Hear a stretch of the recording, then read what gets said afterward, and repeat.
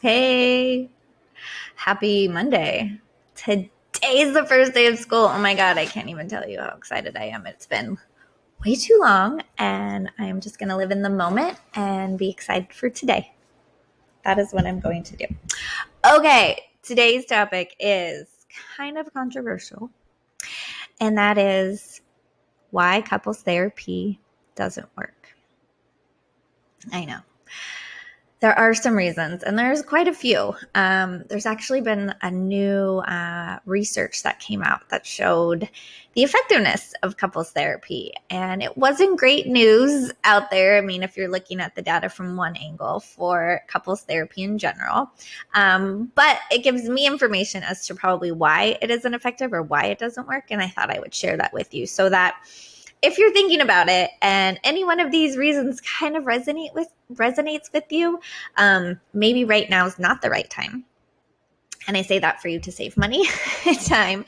But just let's go through these and let's see what might stick with you and what might not. So the very first reason that couples therapy often isn't successful is because there's a lack of training on the therapist end. And when I say lack of training, I don't mean that they didn't go through graduate school and got their master's degree in couples counseling or in marriage therapy or whatever it was that they got it in. But the training I'm talking about is specific to couples work. This is invaluable. I honestly have zero understanding of how therapists work with couples if they don't have any formal training.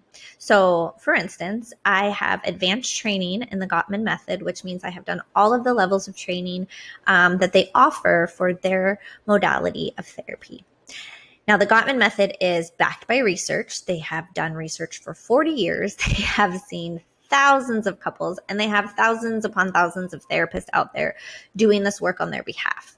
So the work itself, the modality itself, isn't the thing that is flawed. It is these other reasons I'm going to go over, and also the lack of training. And one reason that is huge is that couples therapy is definitely going to bring conflict into the space. So if you yourself don't have training in how to help that couple navigate the conflict without getting brought into the conflict, you're going to have a problem, because conflict creates discomfort. And if you as the therapist are going to get flooded and either start trying to stop the fight because you feel uncomfortable, you're trying to control it, that isn't going to work. If you just stay out of it because you're so scared, that is going to be obvious to the couple that you don't really know what you're doing. You don't feel comfortable with what they're bringing, and they're bringing their true selves up, right? So, whoa, I just met you and you're fighting in front of me. But I can handle that because I have the training and I have the practice and I have the experience. And I will say, I don't think it's always experience that matters, but the training is very important. So when finding a therapist, be sure that they do have some level of training in the modality of couples therapy. I don't even care which kind. Obviously, I'm a big fan of the Gottman method, but there are others out there as well. All right. Reason number 2 that couples therapy often is ineffective is because you don't want to be there. I don't really want to go. I am doing this because it's the thing I need to do. It's the last thing I need to mark off this list before I can actually call it quits in this relationship. I don't believe in therapy. I don't want to talk about this with anybody else. I just don't want to be there. And so if you're not fully invested in the therapy, it is not as though you can't get invested if you have a bit of an open mind. But if you're basically yeah, I'm sure this isn't going to work. I've had a bad experience with therapy in the past. Whatever is blocking you from being open to this experience, if you're not open to receive what's coming your way, nor are you open to be vulnerable with the therapist so that they can help. They can't read your mind. So if you can't show up with that, then it is going to be pretty hard for you to get results that I would think that you're looking for. This one to me is really obvious, but if you are in an active, ongoing affair, couples counseling is probably not going to work. If you're working on your marriage, but you still got a girlfriend or a boyfriend, you clearly aren't building trust. Honesty is not happening. So it's probably not going to work, because it probably goes back to you don't really want to be there. Could be the other piece of it. So, yeah. You might still show up because you're just trying to go along with everything's fine. And if I go to therapy and I mark that off my list, right?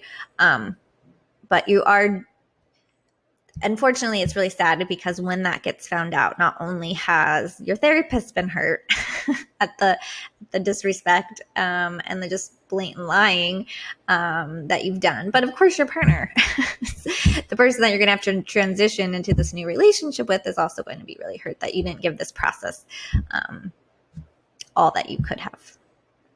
So number 4 is maybe not so obvious, but it's something I see frequently as reasons why the therapy just isn't as effective as I know that it could be, which is any member of the couple or the couple in general is unwilling to make any sort of change of their routine. Okay, so what we're doing isn't working, Beth. We have no time. We don't hang out together. We don't do X. We don't do Y. We don't do Z. And then I say, well, what about this? And it's like, nope, can't do that. Okay. Okay, well, let's get creative. What about this? No. Mm-mm. No, I wish I could, but I just have to work. I have to answer those emails. I have to have my kid has to go to every single fucking soccer practice in the universe. We can't change that. We can't change this. We can't do that. Okay. So that's where I will try every avenue to then get you to see the only way this gets better is if you make a change to the current situation, because the current situation is what isn't working. So either an inability or just an unwillingness to look at this differently and to be creative and to try to think about how can we make this work.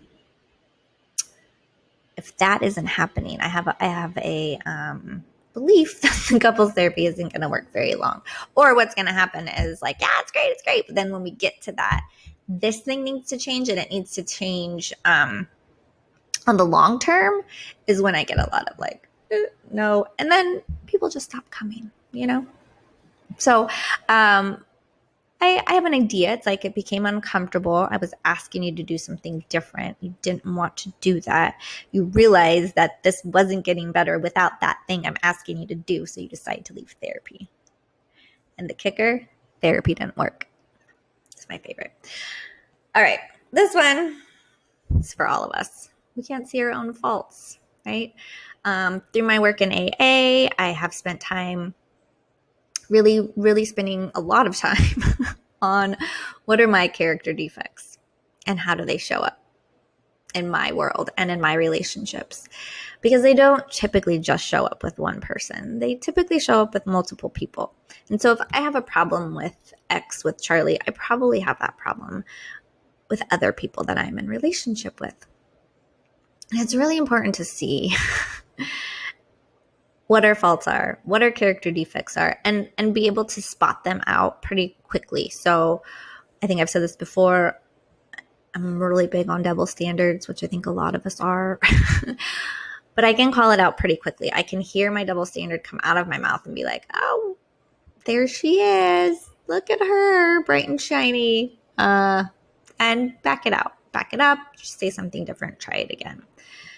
But so many of us have a hard time, because if I validate, like let's say I validate my partner's perspective or experience, and within that experience, he perceived me as being hurtful. Well, I am not that way. You're crazy, right? No, can I see that? Can I look at things from his lens and know myself? Like, no, I show up shitty. No, I have a fucking tone in my voice. Like, know it. Own it. Apologize for it when it's hurtful and keep working on it. I work on it a lot. I still screw up, but I'm going to keep working. I'm just going to keep doing that. So it is so important because, again, what I hear, if we could just fix this guy and all of his shit, we'd be good, right? So we each have to figure out what it is that gets in the way and maybe blocks us. It adds to reactivity.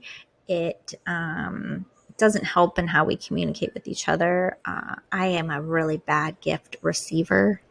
I think I get really uncomfortable. I've spent a lot of time thinking about this. But that makes it really hard for people to give me gifts because I don't think people think I'm excited. I just don't know how to react, right? And so if I can know that, then I can go into, okay, today's your birthday, Beth. Be excited. It doesn't matter. Anybody gets you. Be happy. Just say thank you. This is great. I have to kind of put myself up for that. So those are the ways in which we can do some work. Now, my last reason, again, for me, very obvious, but for my couples, not so much, is couples don't practice. They don't take what they have learned and then put it into practice at home. We have usually an amazing session. Yes, we're going to do this. And then I'm like, so how did it go? And a lot of times we're like, what? Okay. So we talked about doing this. I'd love to hear how it went. We didn't do that. Yeah, we talked last night. So I find that I'm kind of like, people treat me like the dentist where they floss the night before. It's like, oh, let's have this deep conversation the night before we go to Beth. And then like typically they're going to fight. And so like, every time we have couples therapy, we always fight.